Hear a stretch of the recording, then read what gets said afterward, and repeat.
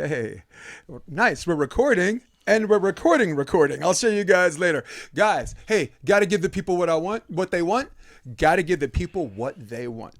In studio, live in studio, not on some camera, but in studio, I have the man, the myth, the legend, volleyball legend, the master of the upset. You should write a book called The Art of the Upset. Former coach at Dakine Sports, and now with Hermosa Beach Volleyball Club. Welcome back home. This is where you belong, Chris Hannemann. Thank you. And this is up and comer, brand new, intelligent guy.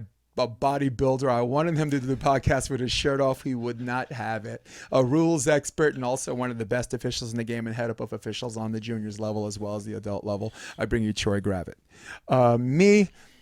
Never mind me. So we have a lot to talk about, but what I want to talk about first before we get into the other, tell me something about the Hermosa Beach Volleyball Club. This is something. Oh, actually, no. Wait. Figgy, I forgot her name, Michelle Figliagla. I'm going to have a link on the edit about where you can contribute money, donate money to people who are the victims of losing their houses in the fire. So they're doing a volunteer effort to get supplies, shipment, donating money. So she's in charge of that. And she asked me to attach the link. So I'll make sure I have that on the edit for all of you guys, okay? For all of yous. So Chris, Hermosa Beach Volleyball Club. Inquiring minds want to know. Well, the club is just kind of a natural progression of us moving back to Hermosa Beach after 24 years. So I move that mic towards you. Yep. So you can move the mic.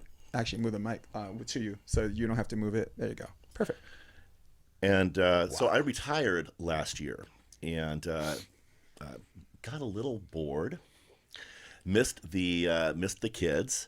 And decided to start another club in Hermosa. I think it's a much needed thing to happen, and spoke with my wife about it, and we decided to bring in some young blood with us as well. So DJ Klasnik and Marine Kinnick, they are Serbian our prince partners, and we're stoked.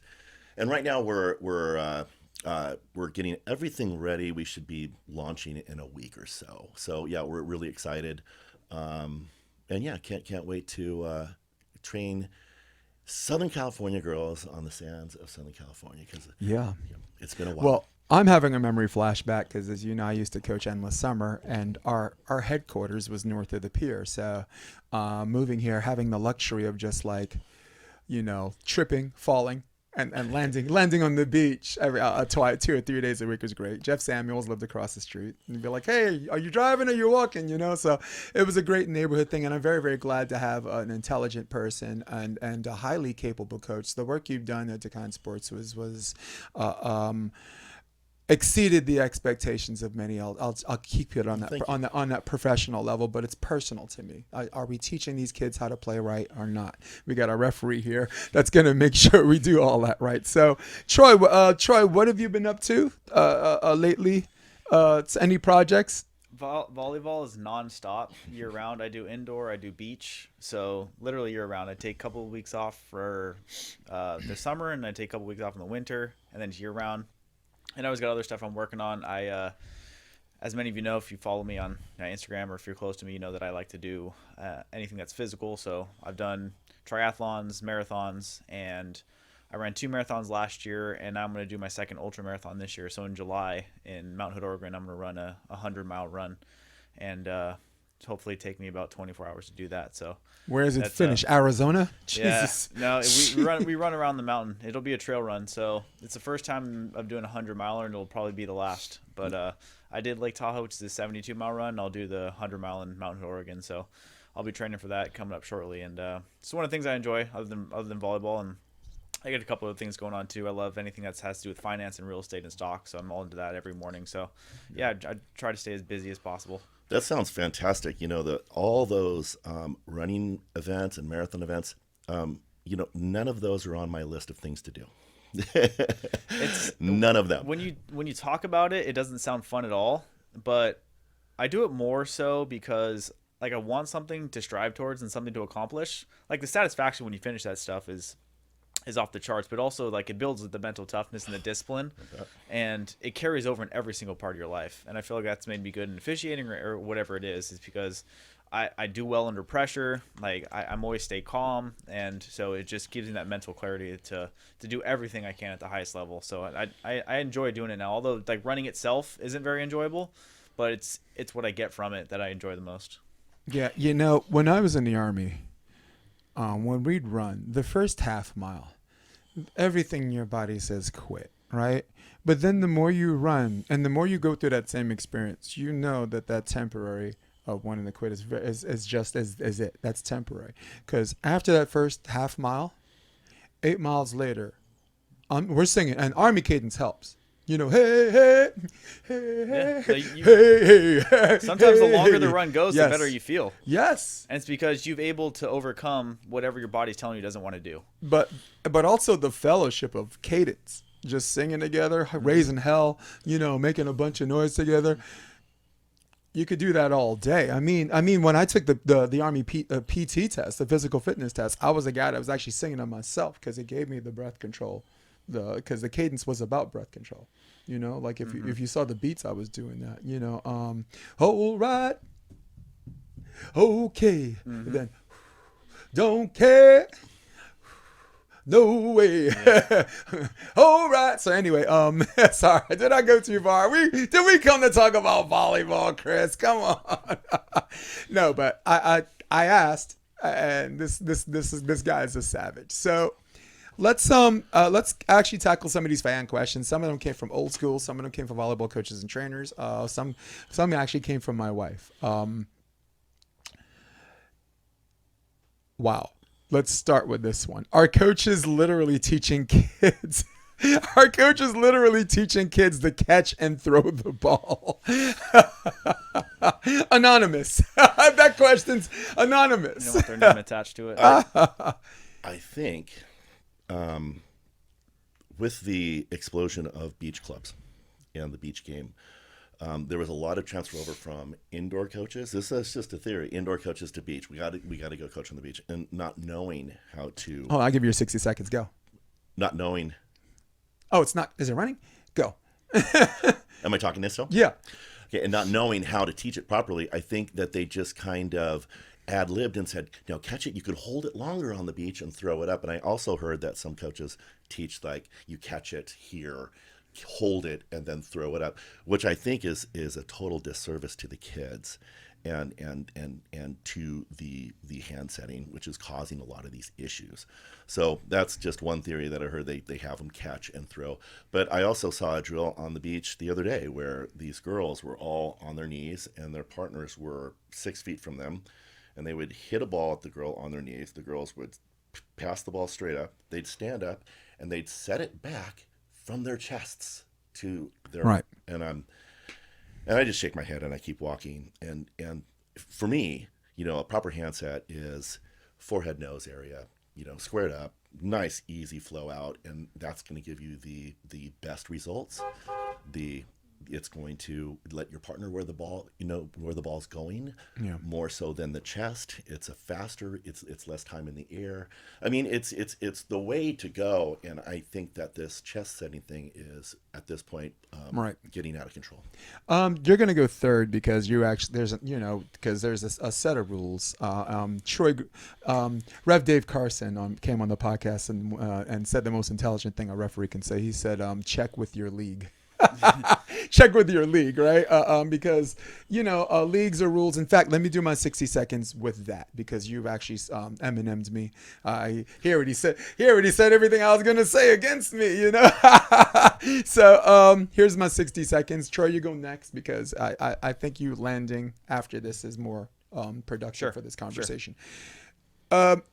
I had a slight understanding of the rationale of the catch and throw was as a teaching tool for the kids because you want the kids to understand the triangle, right? Elbows out and up and away and getting the ball into your hand because a lot of these kids are still learning hand-eye coordination as well as that. But Chris made a very good argument like when it's time to set for real, now you have to unteach that and then teach the fast release again. So I disagree philosophically with the way some of these kids are setting, but I know correlation is not causation, but some of these kids actually turned out to be pretty good setters, and their release got faster. And however process and technique that coach arbitrarily chooses to do, right? So for me, I've always went elbows out, like USYVL, elbows out, triangle, up and away, right? And I played in Europe, so everything wasn't here. Everything was here. They start here. So Rep Dave Carson wants to check with your league because some people judge it by spin, some people judge it by how fast release. But I know there's a general principle of not this double is not how it comes out. The double is how it comes in. Troy Gravett, the floor is yours. It's put us in quite a predicament, especially as we see more and more from young as they grow older, the deep dish, kind of the evolution of it. Because we're always going to be taught, and everything trickles down from FIVB, right? Higher and quick, slight bobble, okay. But the catch ball, then wanting to call it at the highest level is going to trickling down to NCAA, and it's going to trickle all the way down. But the thing with juniors is there's not a ref on every court. They're refereeing themselves for the most part. And then every once in a while we'll have monitors out there and we'll be walking around and we'll see stuff. We're like, wait, if they're not calling it, should I step in and call it? Because the coaches are there and they're letting it go. So, but as far as the evolution of the game and them as players, it's got to be a little bit of a hindrance to them, right? But at the higher levels, we're taught to say, hey, if you catch the ball, like it's literally in the rule book. It's caught or thrown ball. And so we want to see it a little bit higher, a little bit quicker. Now, obviously, if you take it at the chin and it comes out at the chin and it's quick, that's the same thing as at the forehead. Now, the placement of it doesn't really matter. It says it's how long you hold the ball. And is it going in two different directions? I mean, is it going here, down and out, or is it going here, sideways and out? So we want to see something that's a little bit quicker, but it puts us in just as big of a predicament as anybody else, because if they're going to teach that to lower levels, and then it's going to be the evolution. It's like, where exactly do you want us to draw the line? Right, chicken or the egg on that. Now that everybody's done their opening statement, now we have spillover. So go ahead, Chris. I think it's putting you in a really bad position because if you're trying to backset, let's face it, today's beach offense is pretty advanced right Dynamic, now. Isn't it? You can go back lob, you can go back, you can go pin, you go everything from right here. Now lower those hands up and try to back set and back set effectively. It's so much easier from here. And now for you guys, now how long of a hold is that if they're going to back set? A carry is illegal. If the ball's spinning out of the hands, I'm sorry, that's a throw. I mean, a spin is an indication of a bad set. It always has been traditionally in this sport for 50 years now. Spin is it's a throw. It's bad. It's a bad set. If it's spinning, it's a bad set. Are you talking in terms of beach? In beach. Oh, okay. Yeah, I'm only beach. I mean, because I've always found it ironic that they want this set to be immaculate in the sun and wind conditions, and it's not supposed to spin. And indoor, there's no sun, there's no wind, and they allow it to spin like a top. So we're witnessing polar opposite rules in volleyball. But at no time, and this includes the last 50 years, has spin ever been an indication. Now, the reason why I said check with your region or check with your league, because Connecticut, they have in their rules, if it spins a whole time, it's a double. If it turns a whole time, which to me is crazy. I'm like, do you understand that I can set someone lower and it won't spin a whole time? My guy can hit it, and by your own rules, it's not a double. So, and of course, the West Coast, the reason why the deep dish even came into play is so they can find a technique to make sure the set doesn't spin. You, Chris Hannemann, have seen people like Phil Dahlhauser have the ball come in one hand, in this hand, come out, and it doesn't spin. That's a double. That's still a double. So, okay, so spin. We need to be really careful about spin being an indicator. To me, the carry and release, that's the final finish. So I don't care what happens here. It's that piece is what makes or breaks the set. Well, Troy, doesn't that define more a carry than a double? Do you not? If I've asked several referees, I've asked Deanna, I've asked Troy Gravett, I've asked Carson, and now I'm going to ask you. Is a double how it comes out, or is it how it comes in? It could be either, but it's mostly how it comes out. It has to be egregious enough to where if I'm catching with one hand and then bringing the second hand onto it, yes, that's a double contact. But if it's close enough to where there might be a slight bobble and it comes out cleaner, then I'm okay with that. Because yes, the follow through is to me going to be a little bit more important than how they initially take the ball into their hands. Have you noticed that FIVB games, a double is called almost immediately? Where, like, if you watch some of these leagues where their players have to ref whatever, they're waiting to see how it comes out, and then they go, no. But if you listen timing-wise, you'll hear the double call as it comes right out of his hands. And the referee's not waiting to see spin, because to the ref, a lot of refs are judging it how it comes in. Well, you should be watching the hands all the way through. Right. And that's what The whole act of the that's what a set. good referee is going to do. Yeah. You shouldn't need to see the ball. You should be able to see how it comes in, how it comes out, and how their hands. Because you can see, if you're watching their hands and you're really just focused on their hands, you should be able to see this, or it could be even a little bit of wrist action. To me, that's okay, because that's not a double. It's a little bit. So the ball might spin a little bit of top spin. Might suggest more of a throw. But you can, like, to me, you can, like, I see, okay, this hand comes off first and this hand comes off second, and that's what creates the side spin, right? And if I see that, that's when my whistle is going to blow. Right. Side spin is definitely. Chris, you agree side spin is almost an automatic double, because that suggests in one hand more than the other. 100%. 100%. And I agree what Troy is saying 100%. And the reason why I say, spin is an indication of a throw is, from the early 80s to my days on the East Coast, playing on the East Coast tour, to Motherlode, to Seaside, to Russia, South Carolina, Pottstown Rumble, right? Wherever I played, and I played in numerous countries, and all the tournaments there are, it's always spin.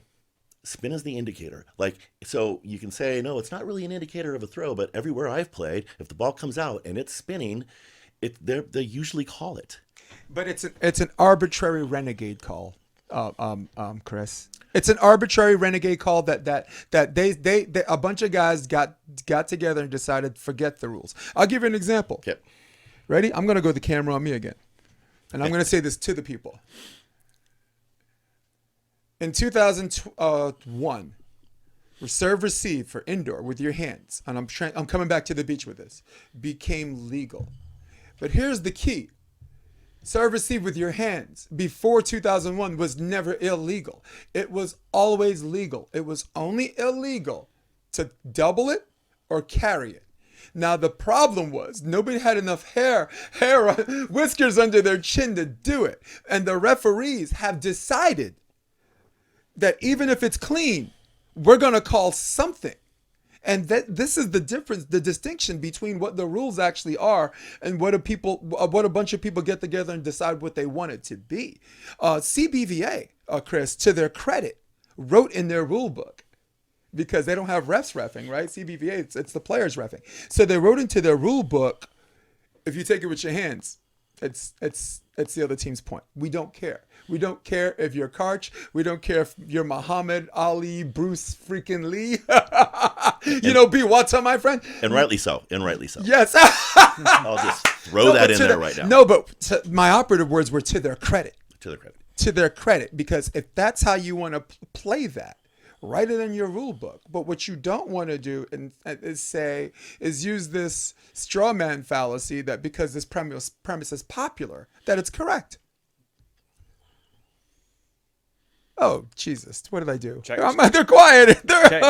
Check with your league, right?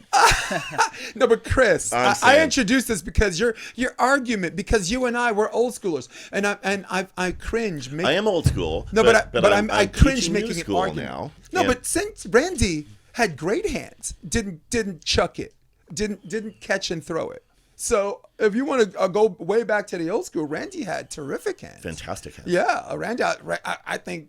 Who else back then? Akatobi. Come on. Frohoff. Look at Troy like sitting back. Troy, this is where we'll take over. No, that's before my time. I was gonna say he's so young. But I understand the old school stuff too. I'm totally with it. Mm-hmm. And but I've also, because of referee, we all have to adapt to the new school stuff, right? But I like to have a little bit of both. I think that's what makes you a good referee.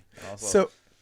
Actually, let's take a break from this because we're going to come back to this. I want to have a little fun. And I turned the air conditioner on because even though it's cold outside, it is boiling in here. And you remember last time you came. I was sweating. I was here in the summer. Matt Laveau. He was on Zoom. On Zoom. Yeah. He's like, I was in here dying. Jason got the okay from his wife to run the air conditioning. yes, I did. Yeah, she would have drop kicked me. Guys, do you know what a drop kick is? You're rounding the corner and then. Okay, that's a drop kick. So here's a fun question. I'm going to go to you 60 seconds. You can finish early, use your time. And I'd like to go to Chris first, you second, and me third. And I'll ask the question 3 different ways. Chris, you have 60 seconds because yours is question specific.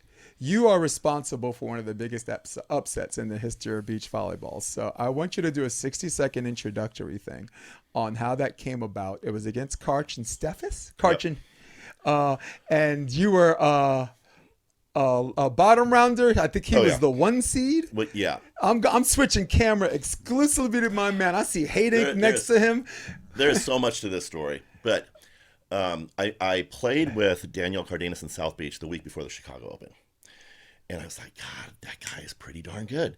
Burke Stefko and I had bought an RV to travel to the tournaments that year. So we're going to save money, set up a beach, a net, and play ball all the time. We played no ball, right? But it was a great party to all the events. That week after I played with Danielle in South Beach, I told my girlfriend at the time, I'm like, God, I want to play with that guy. He's pretty good. I've never met him before. He apparently had defected from Cuba like a few months ago, prior to that. Okay. So Burke and I are on our way to Chicago, and my girlfriend calls. She goes, "You're not gonna believe this." I'm like, "What?" He goes, "Danielle just called with his girlfriend and says he wants to play with you in Chicago." I'm like, "Really?" And he goes, "Yeah." And I told Burke, I'm like, "Hey, can you get a partner for Chicago? We're best friends, right?" He's like, "Totally, dude." So he gets a partner. I play with Danielle, and we have no points, so we have to qualify. So to get into the event, the last game that we had to play was against Albert, my brother. It was classic at Ross Balling's place at North Beach. It was just man. classic. Not at your house for the holidays. But he was nipping on the heels. He was on his way up. It was really cool. And then so we got to play on center court, and I just remember telling Lori Okamura on the way to the center court, I'm like, "Hey, get the media ready." Just joking around with her, like, this is going to be a big upset. And joking because they had won like 7 in a row, something like that. And so we got out there, and it was a timed game, right? And we went ball for ball with them, and we were up 15-14, our serve with 8 seconds left, I believe. So I go back to serve, and all the players are back there, and they're like, "Put it up, sky ball, use the time. I don't have a sky ball, but seems like a good idea. No way. Yep. So 15-14, we're up. I put this sucker up as high as I can. It's going up. I'm looking at the clock. 6, 5, 4. Cart steps aside, and it's out of bounds. No. Oh, yeah. Forgot to serve it in. So I'm like, and so they go back and serve. I forget the rally. They get the point. So it's 15-15, sudden death. And we won the toss. And, you're going to love the end of this. And I served Karch over his shoulder, deep corner. And he kind of turns and kind of almost dives and gets the ball up. And then Steffes puts him about 14-foot line. Danielle drops off. He hits it at Danielle. Danielle tomahawks the ball up. It goes back to the almost to the end line. And I run back to set him. And all the players are there because they just want somebody to beat this team. And I put my hands up, and they all go, "Oh, no." And I dished him from the back line with my hands on top of the net. And Danielle yelled as hard as he could, "Put it into the stands for the game." Wow. Yep. Oh, you know what? That was worth the extra minute. At 60 seconds, I was cheating this man out of his time, man. That was a story I've always wanted you to tell because I have friends that talk to me about that. Zim, when I told Derek Zimmerman, my NOLA product, God bless you, Zim, wherever you at. Oh, well, we know where you're at, but he was like, "Dude, ask him about the upset. So he told me from his lens, but it's certainly better from the guy who's on the And court. the funny thing about it was, I think Karch and Kent kind of probably knew they were going to beat us, and the mistake they made, they served Danielle every single time. I think they were going to try to show him, like, welcome to the big leagues. Yeah. And that's the dude that said, "I don't get tired." Danielle can't set. Yeah. You can't set.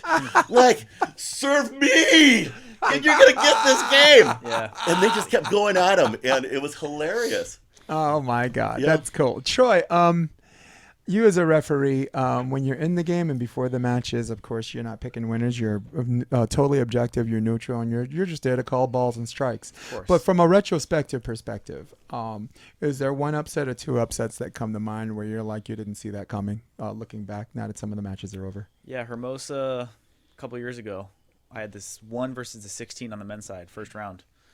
And I believe it was Troy and Trevor at the time as the one. Yes. And Jake and Hagen Smith. Hagen, yeah, I had that match. That was me on that match. And it was 16 over the 1. That was by far probably the biggest upset I've ever had, just me personally. Because we see him every throughout the tournament, like here or there, especially in Manhattan when anything can happen, right? That's what we love about Manhattan Open, right? Because anything can happen. But yeah, that day in Hermosa, I remember they won. I think they won their next match too. I was the up ref on the first one, down ref on their second one. They ended up winning, I think, the first 2 matches to get to the 3rd round. So that was for me for sure. Yeah. Wow, that was. I remember Sinjin in the back who didn't want to kind of be behind the scenes, but at the same time support his son. Pumped his fist when they got match point, and I was with you. I was like, wow, guys, someone check the forecast in hell. It just froze over. I might not need a whole 60 seconds for this, but I have two really good upsets. I have Rafa Rodriguez and Kevin McCulloch against Jake Gibb and Casey Patterson. That was in Seattle. Because I later became Rafa's coach, and I actually coached them in Manhattan Beach later on that year into the main draw. But it was one of those things where they won the first 2 games, and when you win the first 2 games in a draw in a small tournament, the worst you can finish is 5th. So I was like, good. If they're in a catbird seat, they're going to put themselves in a good position where they have points from Manhattan Beach, where they're high up, or maybe you don't even have to qualify, but they had to qualify, and they made the draw for that. So that was one. The other one was Jay Gibb and Taylor Crabb getting upset by Gabriel Espina and Paul Lottman, which I guess in retrospect was not that much of an upset, because now you see what a super stud, an absolute elite athlete on every sense of the word Paul Lottman is. Espina, Espina plays up when it's up. He plays down when it's down. That game was up. So, I mean, it's a surprise, but not really. And let's not forget Betsy Flint and Emily Day in that very same tournament got upset by the 16. So those are 2 16s taking down the 2 1s actually in the same tournament. Yeah. And most recently, Betsy Flint and Julia Scholes in 2023 got taken down by the 32 seed and the 2 women. I mean, it was so much of an upset. We don't even know their names. But they came back. Nobody remembers, because from the contenders bracket, they won. This just this past year, right? Flint and Scholes. Yep. They did that from losing the first round, and the gladiator pits, right? Cut each other's throat to get to whatever. So but there's also a ton of upsets in between. I liked watching Erberg Baranek and Bill Kolinsky. 2019 from the qualifier all the way to the Manhattan Beach semifinals. And you got to take down some people to make the semis. They took down Ricardo and Rosie. They took down Brunner and Hayden. Came Schalk and Brunner. Yeah, it was just an amazing run. So those just 3, just keep the mode loose. So I wanted to ask you, this is where you go first on this one. Lately, we've been watching Troy Field on the block, catch the ball, almost double pump it, and then kind of dunk it. Kind of answered your question there. We said catch the ball. Yeah. So I think it came from Troy Field realizing the rule about the redirect change. Yeah. Because it used to just be called a carry.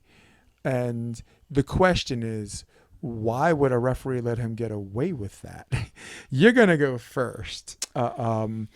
And did he find a way around the rules, or is it in fact just a carry? No, he didn't find the way around the rules. And I'll talk next time I see him. I'll talk to him about it, Troy. Next time I see you out there on the beach, it's a catch ball. It should be calm. Yes, you can redirect a block for sure, but it's supposed to be a quick redirection, meaning, boom, flick of the wrist, left, right, good. What he knows what he's doing is against the rules, and that's the thing about it. And he's still getting. I gotta have Chris in this shot too. Because hold on. every referee I talk to, when we watch the clip, we're like, yeah, that should be called. But then for some reason, the referee that's on the match isn't calling it. Right. But that's something that we all need to be on the same page about. And there was one where it looked weird because it looked like it was a joust, but then when you look at it from a different angle, it wasn't. Yeah, what are they? You're like, what are they doing? No, not only is it's a catch and a throw, so it's a double violation. All right. Well, we will use the rest of the time, and I'll hit a reset for my guy, Chris. I guess maybe you might not need a whole 60 seconds for this, but have fun. Do you know what we're talking about? Have you seen it? Oh yeah. So I think that he is almost insulting the hitter by saying, "I'm just going to grab this. It's such a bad hit and throw it down. It's got to be just a quick redirection." Always like, I'm agreeing with Troy for sure, but I think it's the carry and the throw. You've got to call that.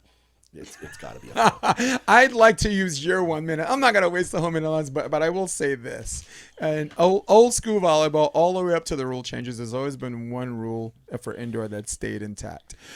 Hitting a ball with two parts of your body, as long as it's one attempt, has always been legal. Redirect has always been legal as long as there's not a discontinuation.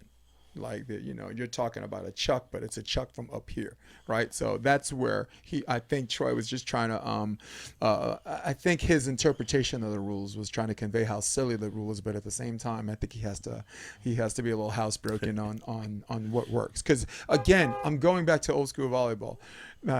You've seen people in old school, it hits this part and then hits their head on a free ball or a dig, and everybody's like, "That's a double," and I'm like, it's legal, which is going to lead me to my next topic. You and I are going to help me because you guys, I am in the presence of professionals. I'm in the presence of royalty, and I will, as a New Yorker who's a big hater, that if you walked on water, I'd be like, it's because he can't swim. So I'm trying to let this haterade run out of me and just praise you guys a little bit. I'm in the presence of royalty and highly competent in the fishing. So let's help the jungle ballers. Let's help the weekend warriors right now. Let's help my guys in Central Park. Let's help the guys playing fours. All right. Let's bust some myths.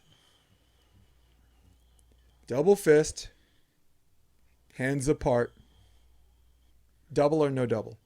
Should be a double, but the rules now, Troy, you'd know the rule. Should be a double. The rule is that it's legal.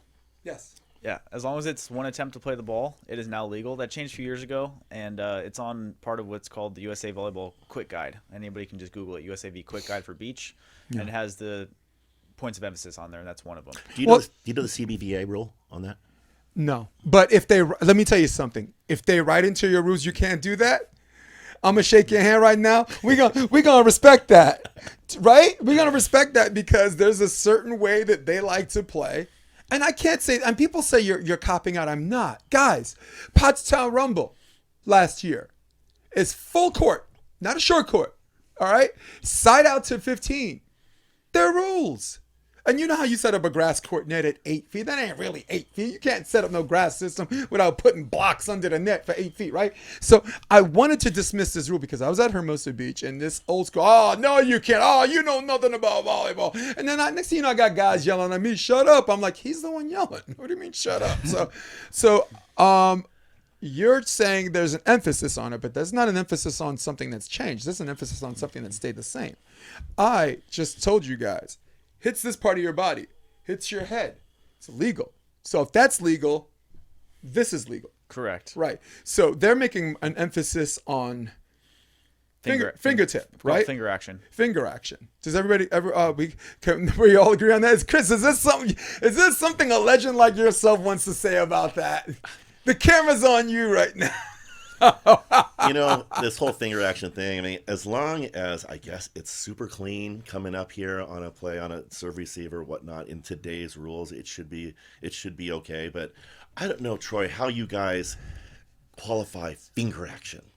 You know, how do you qualify it as finger action? Nope, that's no good, or that was good. No, he didn't use his fingers. Yes, he did use his fingers. So especially on a hard-driven ball, is that kind of what we're talking about? We're just calling about serve receipts. So serve receipt. Are we talking about balls that are not hard-driven in terms of balls that are not hard-driven? Yeah. Go ahead, Troy. So what I look at is if when they played the ball, would their fingerprints be on the ball?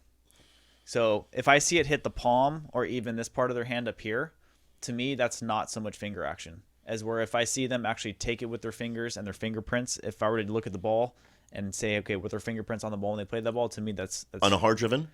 Or No, I'm talking about anything that's not hard driven. In terms of balls that are not hard driven. So when it comes to hard driven, we're going to look at a couple different things. We're going to look at the pace of the ball, the trajectory of the ball, and we're going to look at how far the defender is from the attacker and how much time they had to react. And then also, was it a decision to take the ball with their hands, or were they just making a defensive reaction? Yes. So all those things are coming to our mind on a hard driven ball as far as was it hard driven, was it not hard driven? If it was hard driven, then obviously they can take the ball with fingers and they can play it and it's fine, even if it comes out incorrectly or bad or whatever we want to use. But if it's not hard driven, then it's got to be clean coming with finger action. Chris, got a question in relation to that? I don't. It's the whole only can use your palms, and it's just you just got to read the rules every year because it seems like it changes every year. Mm-hmm. A little subtle this and that, and I just tell just put your hands together and avoid the whole issue. That's the safest thing to do. I see so many players back up off the net and they put their hands up like they're gonna play a ball with fingers. Like, just put your hands like this, or like this, and play the ball. That way, the referee doesn't have to make a decision. I also think for accuracy reasons too, it's probably a lot more accurate than taking chances doing this, where so many like you I just saw Chris's face. He drew like three worst case scenarios. I'm like, probably all three of them would happen one like 3 plays. That all 3 of them would probably happen one play after the other. Right. And I appreciate. But in that sense, you're using finger action to put the ball in the place you want it to go. Right. So if it's not hard driven, then it's got to come out perfectly clean, or else it's a violation. Right. And look, for me, with rules, you make a call, the call has to be in accordance to the rules. So if someone digs a ball that's not hard driven and someone doesn't like it, you have to ask them, what's the call, right? But then the thing about we'll come back to the hard driven ball is it's ultimately it's a judgment of the referee, whether it was hard driven or whether it wasn't hard driven. But as a referee, we need to be able to explain what we saw to the players in a manner that they can understand it, right? Or in juniors to the players, and hey, this is what's hard driven, this is not hard driven, this is how we judge it.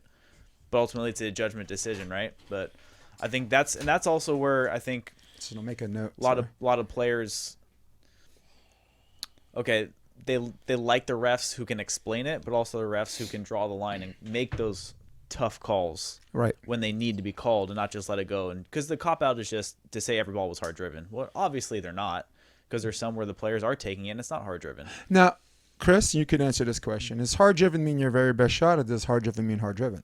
Hard driven means hard driven. Right. And so, because there are some people that take something off the ball, but it's still hard. And pace in a downward trajectory. There you go. I actually like that. You like that? Without touching the net. With any body part. Yeah. Except this is why we're gonna edit this. I don't want that in this otherwise neat and clean for Eugene video. So guys, you watch this live video. Rule-wise, it can still be hard driven even if it clips the net. Because if somebody takes a full-on 100% swing and it just clips the net, technically it'd still be hard driven. But most of the time, the net is, on most occasions, is probably going to slow it down enough for that player to say, okay, to go from a defensive reaction to making a decision, and that's the key word, the decision to take the ball with fingers. Troy, would this be one of the hardest judgment calls to make for you? Oh, it's the hardest, yeah. This, and if you're by yourself, a very close play at the net on whether it was touch the block or whether it's a 4 contacts on that team. Because when you're by yourself on a lot of these matches, especially in college, and you have no down ref, you have nobody to help you whether that player touched the ball. And a lot of times you can't see, okay, that ball that goes into the tape and then comes back on their side and they keep playing it. Well, did it slightly touch the player's hand? Did it touch her forearm, or was it a fork? So I think those two are definitely the hardest.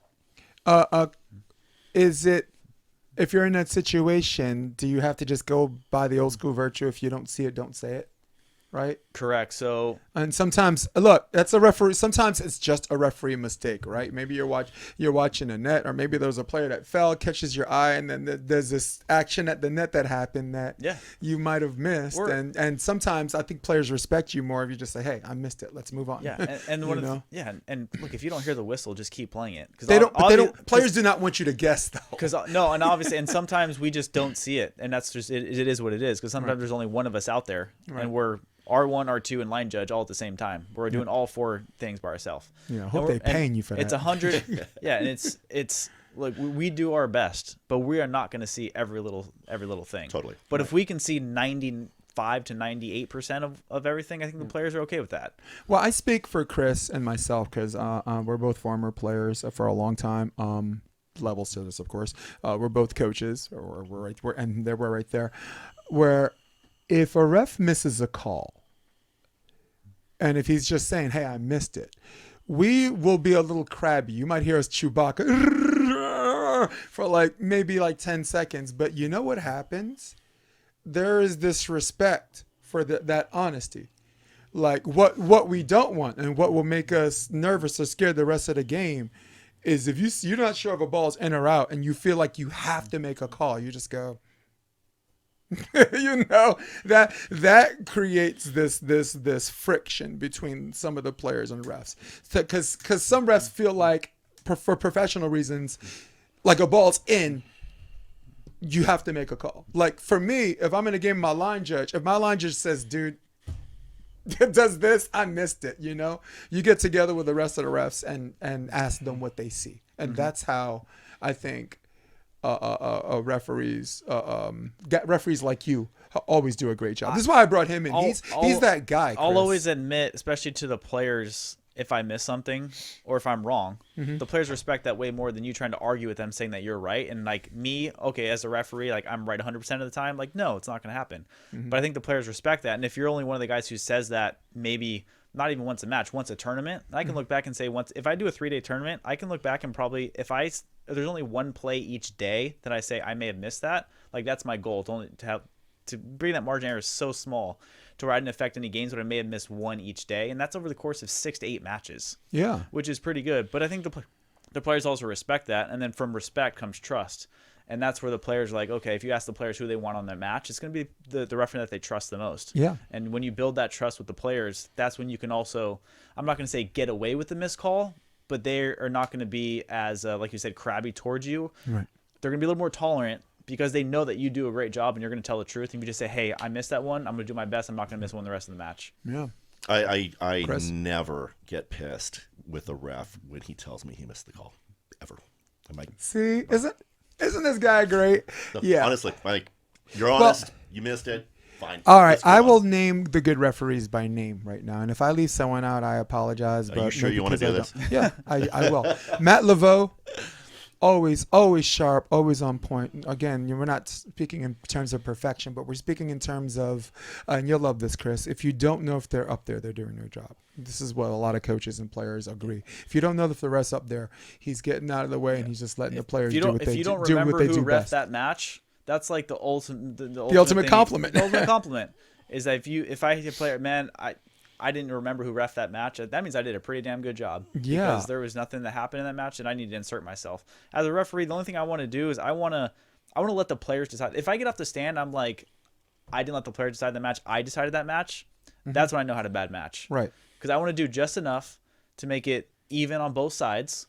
And when I say even, I don't mean equal, because that doesn't mean I'm going to call the same number of maybe handsets on this team and this team, but I'm going to call it even. Right. Right. But it's not always going to be equal. Yeah. But at the end of the day, if both teams don't remember who that was on the stand, they're like, man, the players decided that match. I'm cool with that. Yeah. That's like the best match I could have. Yeah, it is. So I'm only going to highlight the younger refs because the older refs are comfortable in their own skin. I like you, Troy, right here. I like Matt Laveau, who I've already mentioned. But it's Gravett, not Gravett. Yeah, I know. You see how I do? I'm Jason, not Jason Debelius, right? Jason Debelius. How did you get off so lucky, Hannemann?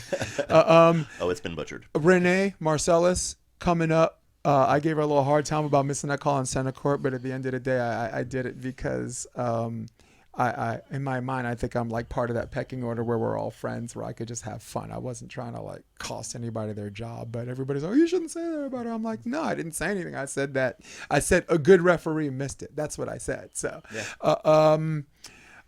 I like Dave Carson. Now, of course, I'm skewing away from the younger crowd, but Dave Carson is very fair, very friendly, and he's one of those guys where like at this unofficial handshake, if you miss the double, the next play he's probably just gonna miss the double for that team too, right? And when the other team doubles it, he looks at the other guy like, see, it all works out at the end. It's the good old question about makeup calls, right? No referee wants to admit that there's makeup calls, but come on. There's Sorry, real quick. You miss a call in the beginning of the game that should have been a throw. You go, have I just lowered the level for the rest of the game? Or do I owe them one? Do I need to bring it right back up for the next one? No, he thinks he owes them one. No, not you. Do you know what I mean? Like, no, I know it's marginal. You're like, God, do I got to keep it there now? Yeah, or... no, if it's to me, it's like how egregious was it? Because if there's something that's marginal on the other side, I'll let it go. But to where it gets it's so much easier as a referee to lower your bar at the beginning of the match and tighten things up rather than start the match too tight and try to loosen up. Because when you start the match too tight, the players expect you to just keep that level. Whereas if I start too low and I can tighten things up along the way, players are okay with that. It's much easier to do that than it is to pin yourself into a corner and be too tight. Because I think it's a slippery slope, though. It is. You but that's the you art. Son of a bitch! You Isn't didn't that call the that at the challenge? beginning of the game. How do you call that now? Yeah, Isn't that the challenge, though? That's the art of officiating, though. Like that's what it really is. Because there's a lot of people who are black and white, and we call the gray. The black and white is what the rule says, right? And then there's the gray area, which is where we bend the rules. But there's also the art of officiating, and it's like that is very difficult for a lot of people to attain because it's your feel for the match and how you call the match as the match goes on. That's the art of officiating, right? Right. And it takes not a lot of people can reach the height where it takes to referee professionals to the point where there's mutual respect between you and them. But the art of officiating is where like the great referees separate themselves from like the rest of the bunch. It is not for everybody, dude. It is not for everybody. I've done referee for a lawyers league in New York, the lawyers athletic league, and they argue every single play, right? And then I started training refs, which is good. And then every time I'm in a club tournament, an indoor, and I have to down ref, you know what I tell the people at the table? I will pay $200 out of my own money. Just hire me an assistant coach. He doesn't have to come to practices with me. Just come and down ref. Just down ref, right? Because if you're the one, so you got to ref twice out of the 3 games. I'm just like, please let somebody else do this because it requires this heightened level of concentration. And even on close calls where you're right, there's going to be somebody not happy. And my personality is not fit for that. The big secret is I want everybody to like me. I want to make everybody happy, and that's not always happening, right? Yeah. So, cobras. Are cobras legal or not illegal? How come I have not seen cobras in an FIVB or a high-level AVP game? This cobra. One. That one. 100% legal. Legal. Okay. Why? So the rule book says there's 2 words, rigid and together. So if you see their hands apart, their fingers apart, then I'm looking for those fingerprints on the ball, right? Fingerprints, most likely that's it's going right. to be, right? Fingerprints. This, especially if I see it at this angle, we call that the cobra, right? But rigid and together, perfectly fine. How about this? That's where it gets tricky because as a referee, depending on what angle you're looking at it, I might see fingerprints, I might not. But if I see this, that's perfectly legal. Perfectly legal? Well, because they're using. Did you say perfectly legal? Okay, Come on. legal, Okay, yeah. not legal. Gotcha. Right. So I would always you do this because I feel I have good control with these 2 fingers. I can make the ball do whatever I want to do when I'm doing pokes like that. And I heard recently that's illegal. Correct. It's a illegal. fingertip. It's the thumb and the pinky. So that's considered finger action. Even though it's poking, I'm I poking know. it. Yeah. That makes no sense. So as long as you need to change that. as long as because if one finger is open, but like I said, if you're doing it so quickly, it's hard for the referee to even see that. Yeah, show me again for the camera, Chris. There you go. Yeah, my man. When the ball fits right there, perfect. I can make it do whatever I want to do. But I heard that's illegal now. Correct. Nice. Yeah. Okay, I like that. Okay, another myth, and this I guess this is more like a Central Park volleyball indulgent thing where people making the rules. I harden my hand. It's not legal. What do you mean you're hardening your hands? Your fingertips on it, right? Here's the other one. Ball hits the line, right? You got these jungle ballers saying no, the sand. It hit a part of the sand with enough force where it caused the line to jump. Mm-hmm. Do you guys support? How do you guys call your lines? First of all, you see if the line moves, right? So if the line moves, it's automatically in, and if the line doesn't move, and if it's close, you check the spot. How am I doing so far? You're not bad. Okay. So as a referee, if you see the ball strike the line, then you call the ball in no matter what. And you're not going to do what we call a ball mark protocol, which means you go look at the mark. Because you don't need to, because it hit the line. Correct. Right. Because there's a lot of times, depending on the angle and the speed of the ball can strike the line, but still the ball mark can be out of bounds. Right. And that's why if you see the ball strike the line, then you don't do a ball mark protocol and you just give the ball to the team, the attacking team, right? Right. You only go look at the ball mark if you as a referee are unsure of what the result was. Yeah. That's the only time you should be doing And you it. would think in beach with actual evidence, almost like a body print, right? You know, like those detective things where they have like the body silhouette. Yeah. You would think they get that more right. Yeah, but there's times on soft floaters and jumbo balls where the balls are going deep corner and they may land near the line and you just don't see the line move at all, and you have to go look at the ball mark because it's close enough to like, I'm not sure if that was in or out. But it is possible also for the sand to splash over the line, and that's what you go look at the ball mark for. Well, that's also Chris. You go because I'm talking a lot. Oh, it's the mark. The mark. It's the mark. Right. It's always the mark. Well, for me, You see it, call it. I don't support the kick-up rule because I've never been good at physics. In fact, I never even passed physics. You have to appreciate the amount of force that the ball hits the ground, that hits the sand to a point where it makes the line jump. There are hard-driven balls, like people throwing down, that don't make it do it. There's no lob that's going to hit the part of the sand that's going to make the line jump this way, right? Asymmetrical force does not create a symmetric impact. This is actually I hate saying this is science, but this is something that's been time tested and studied or whatever. Very much like with my next subject about people using the block versus never over, right? Mm-hmm. Like sometimes you see a guy hit the ball this way, and I'll go camera me on this one. Ball puts the ball this way, the reflection goes this way, right? And you have a lot of refs saying that's never over, and I'm like, if it was never over, that asymmetric impact would cause the symmetry to come this way, or straight up, maybe even up and down, but nothing that you hit this way that's never come over is going to wind up that way. And I've argued with refs. I'm like, you trying to tell me that ball flew? I need you to help me because this is emotional for me. I'm like, you trying to tell me that ball flew this way by itself? That's what you're telling me. With or without hitting the tape. Right. So so I want you to consider the combination of the tape, where the person's hands are pressed. How of course the person hitting the ball into the net and the net hitting them, which is not a violation, but something else we want to myth bust, right? That is not a violation if someone hits the ball into the net and then it hits you. Correct. So both of you guys, help me with this. I need your help on this one. I want you to take into consideration the ball hitting the tape hitting the blocker's hand, and where the ball lands. If you guys understand what I'm saying. Of course I do. And it is nearly an impossible one to call unless you see it. The ball, if the tape is here and the ball is midway up, yeah, okay, you can hit the arms there. But that's a really hard one, I feel, for you guys on those. That's a really hard one to call. I don't know how decision you to make, Troy. Yeah, we can't referee by science or physics, right? We have to referee by what we see. And if you do watch warm-ups, you see ball hit off the tape in weird directions. So I guess it's possible. But as a referee, we can only, and especially on those matches, if you see anything up until like the semifinals, there's no line judges. And from those corners are actually the best angle to see that ball, whether it went off the tape and out or whether it went off the side of the arm, tape and out, right? Right. Because when you're looking at it from the side, it's so hard to tell. You can't even tell how close the ball is to the arm.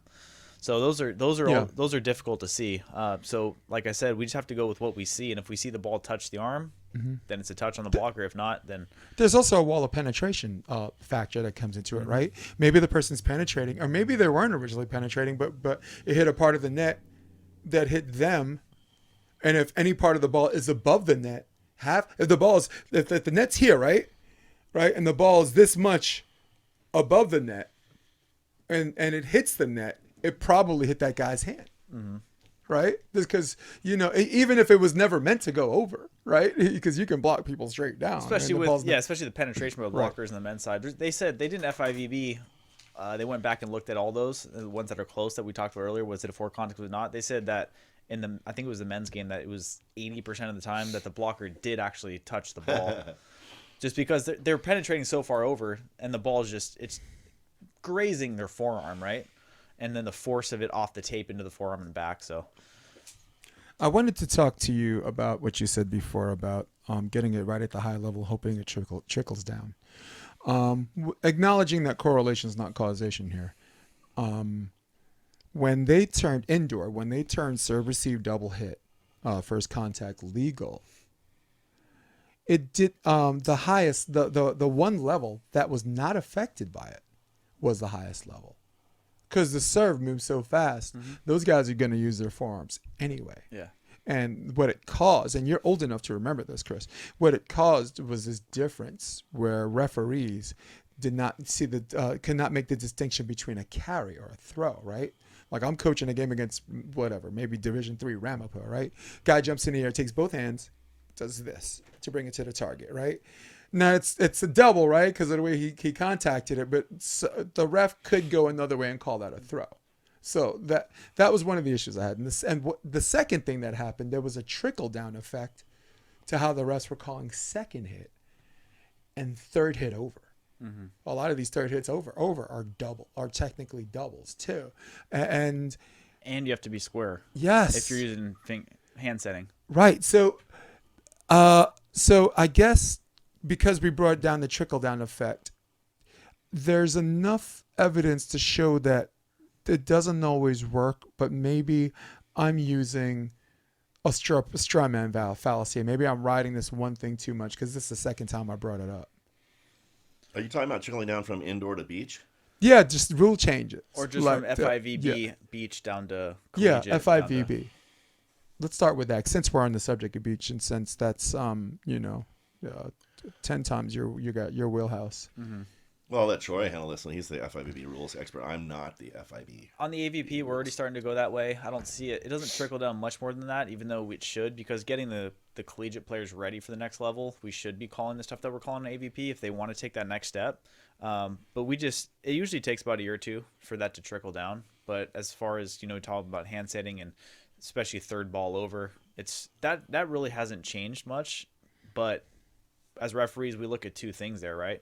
Because one, it still cannot be a double contact if you're setting the ball over the net, and you must be square to where you're sending it, whether it's forward or backward. Shoulders or body?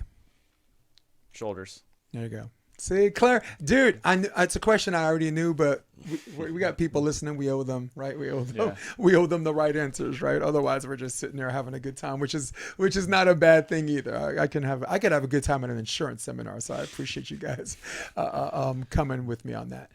So, indoor was kind of, I thought would be kind of a mess with them having second contact being legal at the NCAA level. But two things that factored into it for me was, one, juniors coaches are not going to teach setting technique differently. And two, it didn't affect that much. Well, it did cost a set. There was a double. It did just set. As far as points, who won the point. But right. As far as the game itself, it didn't. And a lot of us had question marks going into the season of whether that would affect the game at all. But one, it created for longer rallies and more spectacular plays because now the setters are going to try to reach everything with their hands because it doesn't matter how it comes out now. It can be a double contact and it stays on your side and goes to a teammate. So as referees, it takes the pressure off of us for calling that. But at the Division I level, I was only calling maybe 2 or 3 of those an entire match. Right. So now I don't have to call those 2 or 3, but it creates for more spectacular plays. Yeah. And that's what they want. If it's 24 up and see you mess around, find out. I'm fine with the rule. But back to the setters. Me out of a set. Yeah, it doesn't. The setter still has to be good enough to get the ball in the right spot to run the offense. Right? I agree, 100%. I have a coaching question for you. Yes. You're a club coach. I got you a comfortable seat too, so I hope you're okay. Let's say you're doing a passing drill, down ball, free ball with your kids. What, as a program director now that's going to be working with and possibly have to supervise maybe some of the younger coaches, right, the more less experienced ones, what are some of the things you want your coaches to look for or to have a philosophical, maybe not a philosophical, but a physical emphasis of like, down ball, free ball drill. Okay, free ball, midline. Right. Midline, get behind the ball, knees bent, arms out early. Down ball, depending on how hard that down ball is, you can take it out, but down balls too, midline, man. Just midline, square up, push that ball exactly where it needs to go. Yeah. A lot of this outside the body stuff is going on, even some setting now going outside the body, and I'm a firm believer in nonverbal communication with how you are putting the ball to the net to your hitter. Mm-hmm. You're not going to get that with this. You're not going to get that with this. And so I'm kind of a traditional guy. And you know what? It works. it works. Yeah. I don't need to switch things up. And to this point, I'm a midline guy when you can. Right. Of course, you're always going to have to open up at times, but I'm a midline guy. Right. Troy?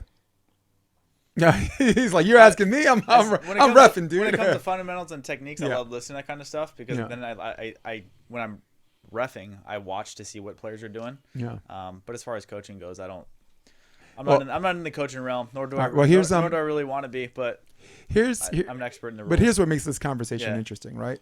I'll just give you an example. I worked with John Mayer in 2018, right? And 2017, 18, I can't even remember. He would go into like maybe a serve receive drill or a free ball down drill, and he would have at that level, he would have the players assign themselves a focus, and they had a choice between three things. One was hold, get that nice little hold that it creates that hard wall versus padded wall effect, right? It gives the ball extra hang time. I'll give you an example. Like when you serve a ball like this and you stop, what does it do? It keeps going. Mm-hmm. This is why a lot of people hit long when they stop their swing or whatever. So the same thing applies to hold. When you hold, it stays in the air, gives the setter extra time to get there. They can order the hot dog, eat the hot dog. Oh, set this ball.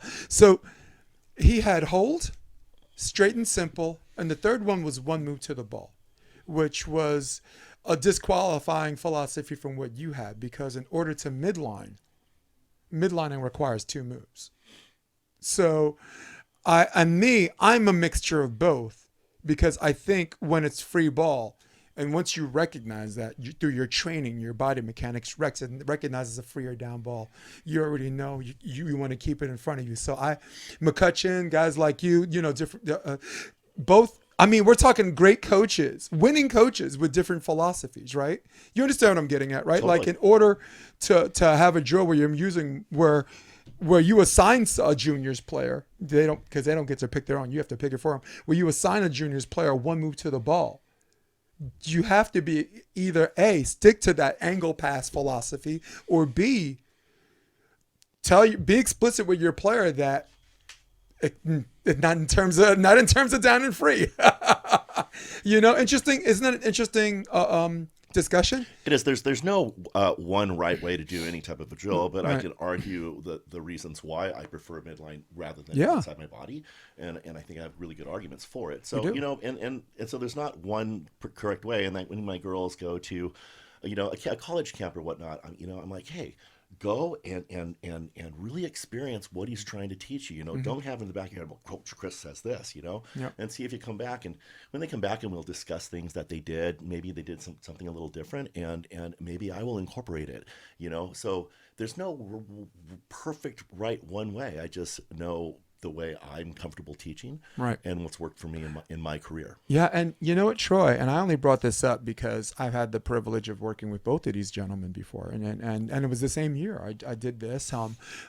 He had a tournament at JVA. I think you had a bunch of savages you were traveling with, but you didn't have enough coaches, right? So he got me as a hitman for hire, and just watching these girls play. And the reason why I brought it up is because it's what you said. There's if you're producing results, and if you're producing girls who are playing at the high level and doing so with a heightened level of excellence,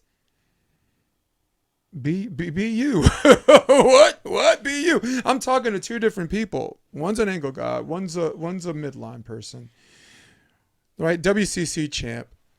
Volleyball savage. That tournament.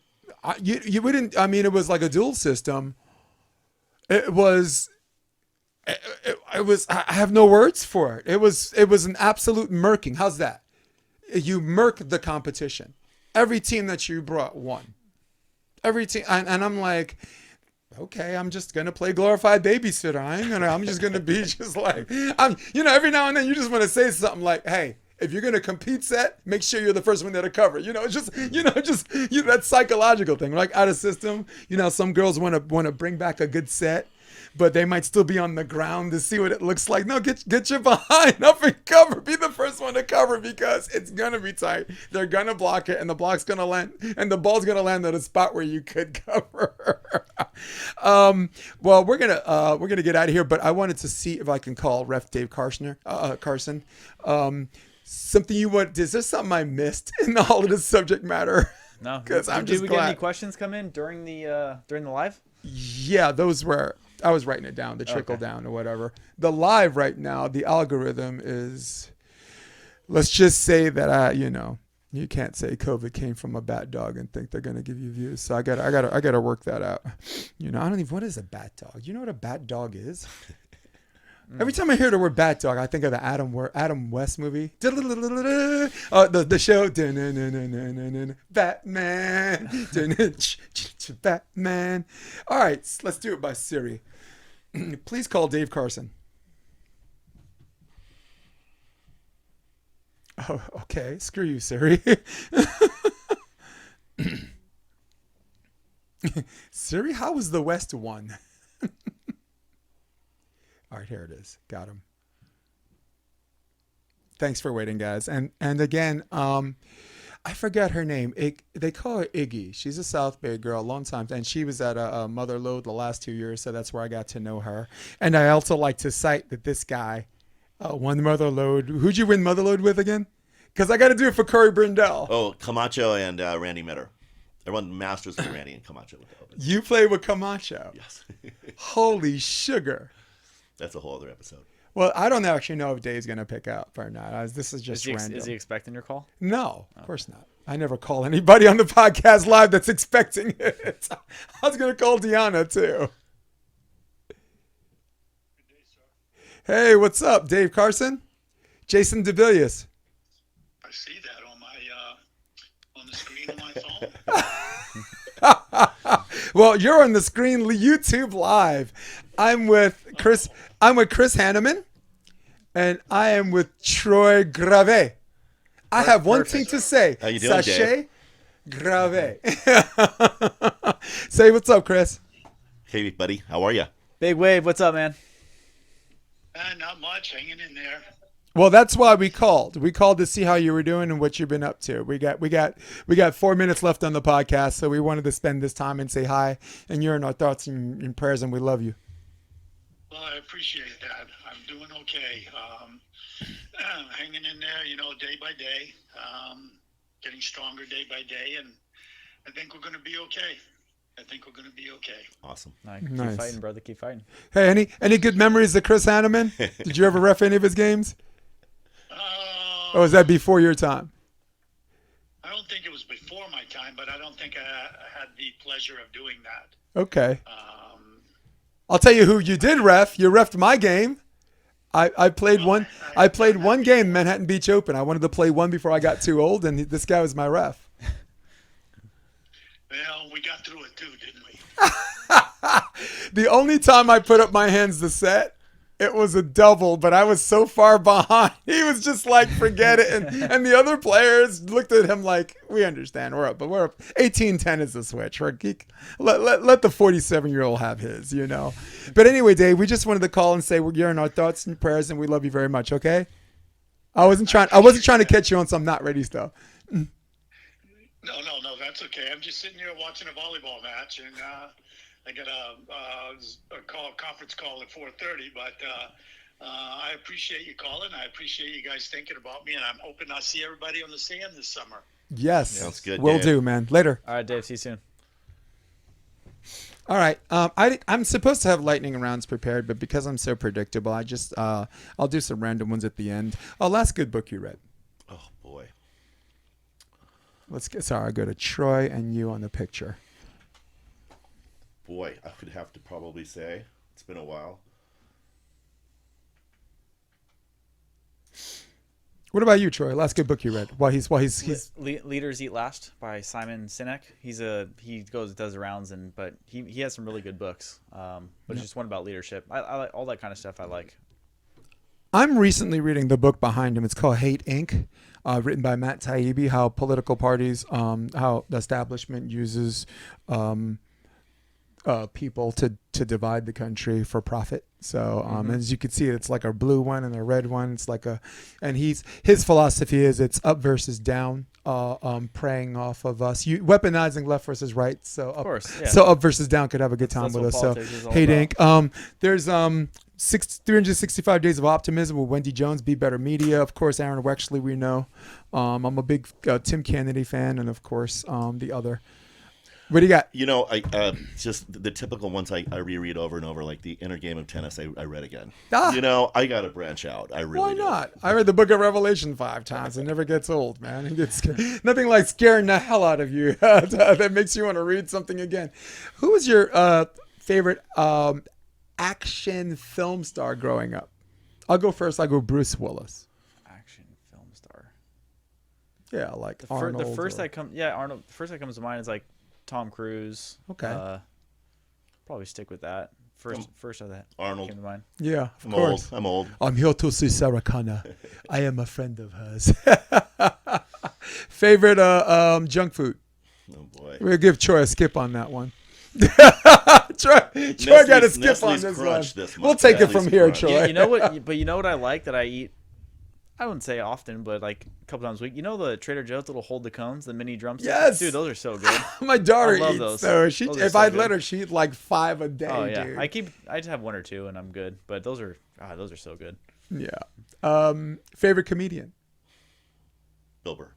Bill Burr. Wow. I'll go Chappelle. He's good. Then I'll go Cat Williams. Cat Williams. I played Grand Theft Auto, and the voiceovers for some of them are celebrities. So Cat Williams is talking about pharmaceuticals.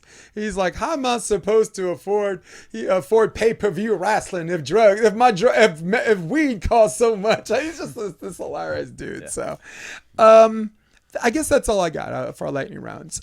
Chris, let's plug in your Mr. Hannemann. Let's plug in your club. People want to know more about it. If your site's up, Should be up or Insta next handle week. or whatever. Yeah, Hermosa Beach Volleyball Club. And we'll be starting shortly, probably 2-3 weeks. Wow, I'm looking forward to it. Will it be north or south? It's gonna be all over. Oh, okay, cool. Yeah, we're looking at. Well, I live sites. north, so it's just something I could after school. I'll bring my daughter and just come say hi to you or whatever. Yeah, it's gonna be a slow start, Yeah. and then we'll create actual club and teams in September. I believe. Right. Yeah. Yeah, Troy. Not much for final words. Yeah. No, come out to a tournament, indoor or beach. You'll find me there somewhere. Yep. I'll be around. Boys, Definitely. girls, juniors, pros. I'll be there. Let me tell you something. Chris might love you guys and Troy might love you guys, but I don't. You know what? No, I love you guys too. Fine, I'll do. I love you guys too. So for all of you at home, for all of you watching on the lunch line at Starbucks, for all of you on your iPad or iPhones, for all of you on your desktop who runs the world, old school, baby. Old school. That is Troy Slicker. It's Troy Slicker. That is Troy Gravett. Woo! Did I do that? Did I do that? Yeah. Got it, man. This is Chris Hannemann. At least I got that part right. I am Jason DeBiss, and we're going to hit my music. You guys stay with me. But for now, thank you guys so much. We are out of here. Come check out the Option Podcast on OptionVB.com. It's also available on iTunes and Spotify and on YouTube under the NY Varsity Sports handle. You're going to love what you hear.